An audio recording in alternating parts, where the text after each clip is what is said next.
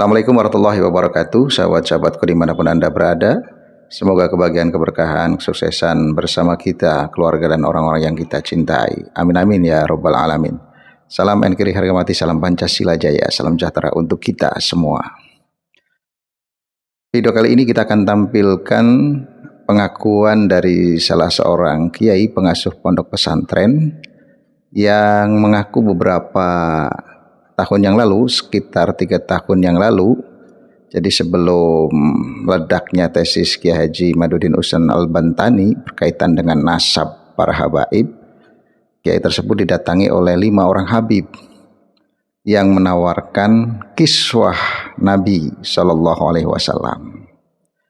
Nah, kemudian kiswah tersebut itu dihargai 9 juta yang akhirnya ditawar-tawar sehingga menjadi 6 juta. Modusnya adalah habib ini bercerita bahwa mereka itu melihat menara. Ada menara yang sedang dibangun kebetulan oleh kiai tersebut, menara masjid ya. Bahwa harus dikasih jimat. Dan jimatnya adalah kiswah tersebut. Nah, memang ada seperti sertifikat, kemudian kotaknya, ada capnya. Tetapi apakah kiswah tersebut asli atau palsu, nanti bisa kita analisa sebenarnya secara logika sederhana saja, nanti bisa. Nah, dalam video tersebut juga dibawa kain kiswahnya, kemudian kotaknya yang ada capnya, serta sertifikatnya. Nah, seperti apa videonya, mari kita simak bersama-sama. Dalam kesempatan ini saya ingin berbincang dengan beliau Kiai Zaini. Beliau memiliki sebuah pengalaman yang istimewa terkait dengan adanya habib-habib di Indonesia yang banyak merugikan warga Nusantara, pribumi Nusantara. Kiai Nun Sewu. Tadi jenengan cerita bahwa jenengan punya pengalaman tentang didatangi seorang habib yang kemudian memaksa jenengan untuk mengeluarkan uang begitu banyak. Boleh diceritakan kayak? Awalnya itu katanya melihat menara dari jauh, terus wah ini harus diberi kenangan dari kiswah makam Rasulullah. Jadi si Habib itu datang pertama kali atau sudah biasa datang ke sini kayak? Pertama kali. Pertama kali. Berapa orang itu? 5 orang Habib, rombongan itu. Mereka berbahasa Indonesia, Jawa atau Arab kayak? Yang satu itu mengaku kelahiran Madinah. Kelahiran Madinah. Namanya boleh ingat? Enggak mau ditanya waktu itu. Oh, berarti nggak menyebutkan namanya. Jenengan juga nggak tanya gitu? Enggak tanya. Cuman yang 2 katanya masih warga Tegal. Warga Tegal. Tidak saya sebutkan karena ya menjaga muruah. Ya, boleh nggak apa-apa. Dari ke-5 orang Habib itu, mereka berarti semuanya pertama kali datang ke sini? Pertama. Ketika biasanya kan mereka datang itu akan memberikan informasi, saya datang ke sini, termasuk kepada saya, mereka biasanya ceritanya ngimpi dulu. Kepada jenengan ceritanya gimana gitu? Ya katanya sih ada firasat bahwa di Rembul ada tempat yang sangat istimewa, yang katanya harus diberi jimat. Waktu itu katanya dihitung itu ada 9. Ada 9 apa itu? Ada hitungan-hitungan 9, pokoknya ketemunya 9, maka harga barang tersebut itu harus 9 juta. Barangnya seperti apa itu barangnya?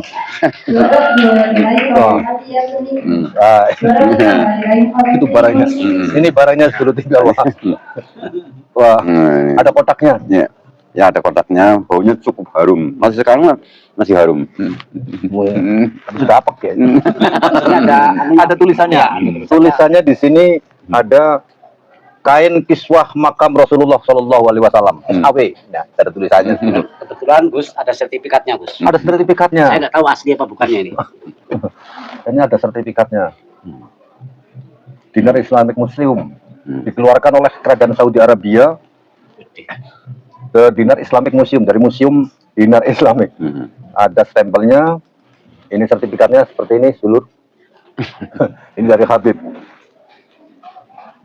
Keterangannya menyebutkan bahwa ini adalah sertifikat of providence, Masya Allah. Tetapi saya yakin sertifikat ini adalah sertifikat dibikin sendiri, karena untuk kop suratnya itu tidak ada logo yang menjelaskan hal tersebut. Karena perlu ada. Gitu. Ya. Nun sewu Ki. Terus bagaimana ketika jenengan diberi itu, alasan mereka memberikan ini seperti apa? Kiswah Rasulullah ini sedulur tipe lah, kita lihat. Kiswah Rasulullah katanya ini. Kiswah Rasulullah ini. Kiswah Rasulullah. Ini dikasih berharga berapa Ki? 9 juta, jenengan kasih juga 9 juta. Saya tawar, nah, mulai dari 2 juta sampai 3 juta terus mau saya kasih. Kalau mau saya tawar nggak boleh. Kalau saya ada uang hanya 1 juta, tetap nggak mau. Nggak mau.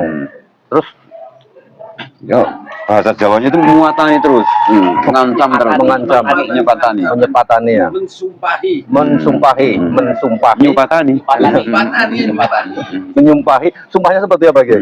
Menyumpahinya itu mengancam. Sampai kalau untuk kuliah di pondok bubar. Nah, udah bilang. Diancam pondoknya bubar. Wah, udah. Ya.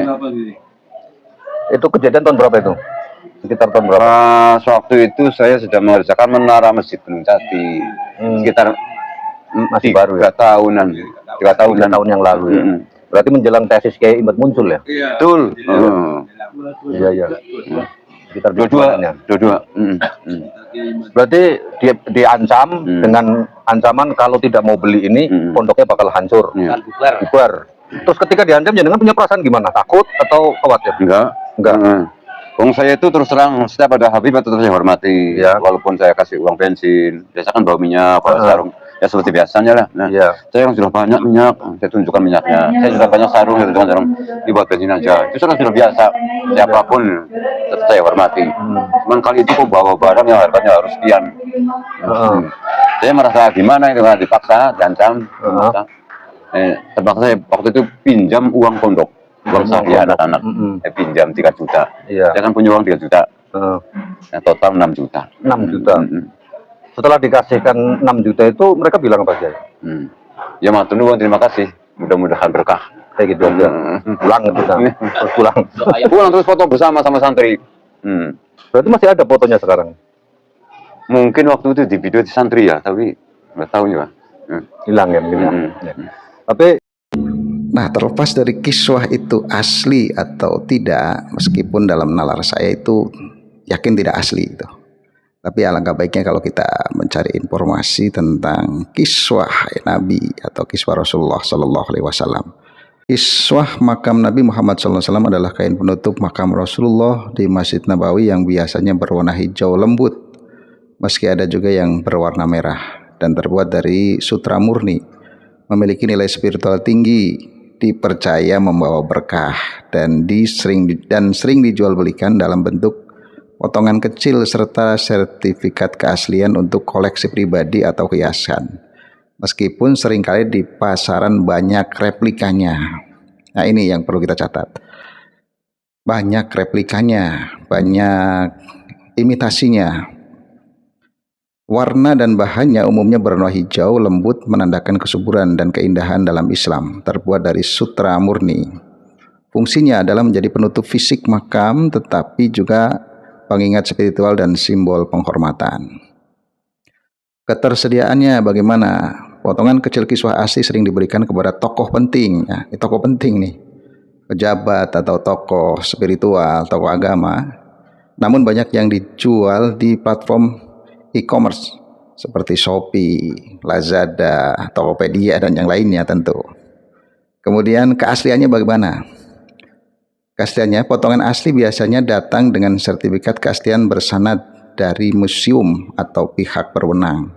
Karena kiswah asli dari dalam Ka'bah sangat terbatas ini yang perlu kita catat ya. Sementara replikanya banyak di pasaran, namun tetap memiliki makna spiritual bagi pemiliknya. Ya dibikin seolah-olah ini ada nilai spiritualnya tinggi, bisa buat jimat dan lain sebagainya. Dan tersedia dalam berbagai ukuran. Lalu perbedaan kiswah Ka'bah dengan kiswah makam Nabi. Kalau kiswah Ka'bah, penutup Ka'bah di Mekah berwarna hitam pekat dengan kaligrafi emas ayat Al-Quran, melambangkan kesederhanaan dan kesetaraan. Sementara kiswah makam Nabi di Madinah umumnya hijau lembut, memiliki warna dan desain yang berbeda dengan kiswah Ka'bah. Nah, yang jadi masalah adalah ketika orang, apalagi misalnya bukan tokoh penting, bukan ahli agama, bukan orang yang dikenal oleh kerajaan Arab Saudi, bukan orang yang memiliki akses ke sana, ternyata mengaku punya kiswah, dan yang punya itu banyak gitu, banyak, ini punya, ini punya, ini punya, hari ini punya, tahun depan punya, kemudian dijual belikan ke orang-orang yang berbeda dengan tujuan untuk mencari keuntungan. Kalau memang itu asli original dari makam Rasulullah SAW, mengapa tidak kita simpan sendiri? Kalau kita memang meyakini itu ada keberkahannya, ada nilai spiritualnya, itu logika sederhananya seperti itu. Kenapa mesti dikasih ke orang lain dengan tujuan agar mendapatkan uang, dibumbui dengan cerita-cerita, wah mimpi bahwa masjid ini, pesantren ini, majelis ini harus dikasih kiswah sebagai tumbal agar pesantrennya nggak bubar, agar majelisnya tidak bubar, santrinya tambah banyak, tambah berkah, tetapi dengan tujuan dia mendapatkan cuan, uang gitu ya. Ini menjadi petanda bahwa kiswah tersebut menurut logika awam saja sudah bisa disimpulkan bahwa kiswah tersebut adalah kiswah imitasi, replika. Nah sekarang apa yang tidak bisa dijual di toko online? Semua bisa, dari kebutuhan sehari-hari sampai benda-benda spiritual, sampai benda-benda keramat, sampai benda-benda yang bersejarah, semua ada, dan itu mirip seperti aslinya. Karena itu kita waspada, hati-hati, dan kita patut bersyukur dengan adanya kajian nasab tesis Ki Haji Imaduddin Usman Al-Bantani, semua menjadi tercerahkan, umat tidak gampang dibodoh-bodohi, dan ini tentu nilai positifnya sangat banyak. Ini saja, semoga bermanfaat. Assalamualaikum warahmatullahi wabarakatuh.